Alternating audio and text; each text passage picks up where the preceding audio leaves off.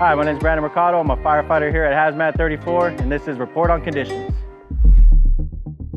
This week's episode features the Ben Clark Training Center and their recently attained CSTI accreditation. We also stop in Moreno Valley, where your firefighters responded to reports of a structure fire with an explosion.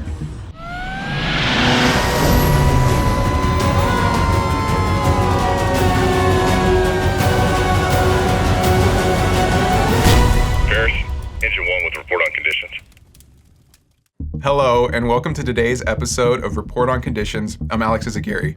Your CAL FIRE Riverside County Fire Department has recently received hazmat training accreditation from the California Specialized Training Institute, or CSTI. Let's stop by the Ben Clark Training Center and see what that means for us. Good afternoon. My name is Mark Grosso. I'm the battalion chief here at Ben Clark Training Center. CSTI is a California Specialized Training Institute that was established in 1971 that hosts specialized training in emergency management, homeland security, and criminal justice. So the CSTI accreditation for Riverside County CAL FIRE Hazmat and for the county, what it means for us is so we can be able to teach our own classes in-house at Ben Clark Training Center and become a centralized location for Riverside County and all our cooperating agencies. This accreditation enhances the Riverside County Fire Department's hazmat team in readiness and response capabilities while collaborating with our mutual aid local government cooperators like Riverside City and Corona. Regionally, this puts Ben Clark Training Center on the map again, and it really brings training, hazmat training specifically, back into the region rather than going outside of the region to capture this training somewhere else. Accreditation has been years in the making. The training chiefs before me were instrumental. Chief Kibbe, Chief Jansen, Norm Nelson, Omar, Jarrett, here the maintenance staff here at Ben Clark Training Center, Captain Papadreas, which is our hazmat liaison, and our hazmat team, Hazmat 34, out of Station 34, Ken Moffitt, and Captain Acevedo and Chief Labar were all instrumental in making personnel available to make this happen and the resources to get this through the CSTI approval process.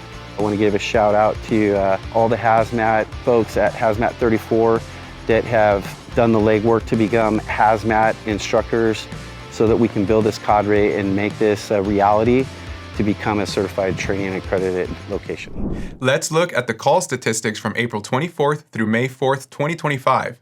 During that time, your firefighters responded to a total of 3,847 calls for service.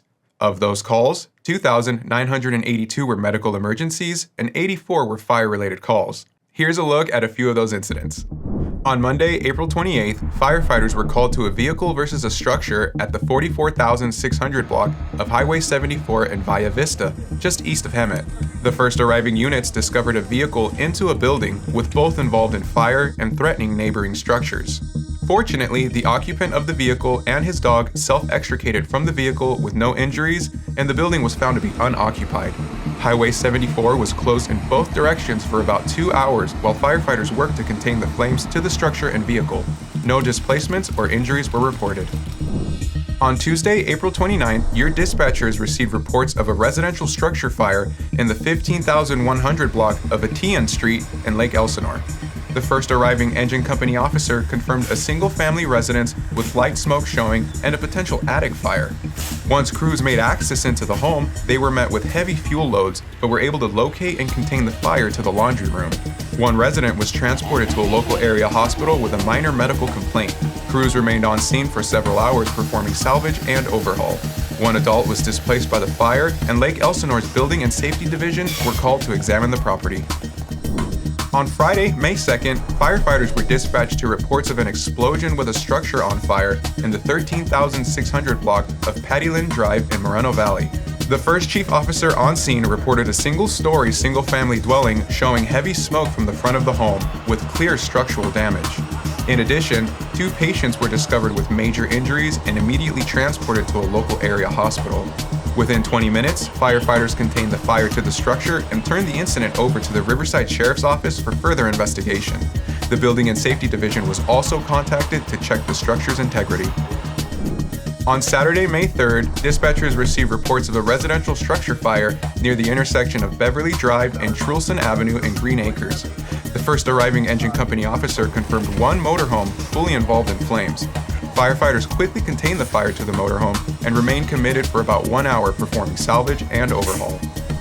Also on Saturday, May 3rd, firefighters responded to a reported vehicle into a structure at the 14,200 block of Brant Drive in Moreno Valley. The first unit on scene reported 2 vehicles with moderate damage and 1 person requiring extrication. As a result of the collision, the involved structure sustained moderate damage. In total, 2 patients were evaluated on scene, with 1 being transported to a local hospital with minor injuries. Moreno Valley's Building and Safety Division were contacted to inspect the damaged structure. When it comes to protecting your home from wildfires, every detail matters. That's where Zone Zero comes in. Zone Zero is the critical area closest to your home, within the first 5 feet. This zone is vital for stopping the spread of wildfires to your house, as items ignited by embers right next to your home can quickly spread fire to your walls, roof, windows, and gutters. In Zone Zero, make sure to remove combustible materials like leaves, twigs, and pine needles, keep plants 5 feet away from your home, install non-combustible surfaces like gravel, stone, or concrete. By creating a defensible Zone Zero, you can significantly reduce the risk of your home catching fire, giving you and firefighters a fighting chance. As we've seen in recent wildfires, embers cast well beyond the front of a wildfire can quickly ignite structures and items within 5 feet, making this zone crucial for all homeowners, not just those in rural areas. Zone Zero, it's the first line of defense in protecting your home from wildfires. Start today by visiting readyforwildfire.org. That's all for this week's Report on Conditions. Follow your firefighters in action on our social media at CAL FIRE RRU and stay up to date on incidents happening countywide. If you caught any great footage of our firefighters at work or out in the community, send them to us at rrupio@fire.ca.gov. On behalf of your Public Affairs and Community Education Bureau, I'm Alex Izaguirre. Thanks for watching.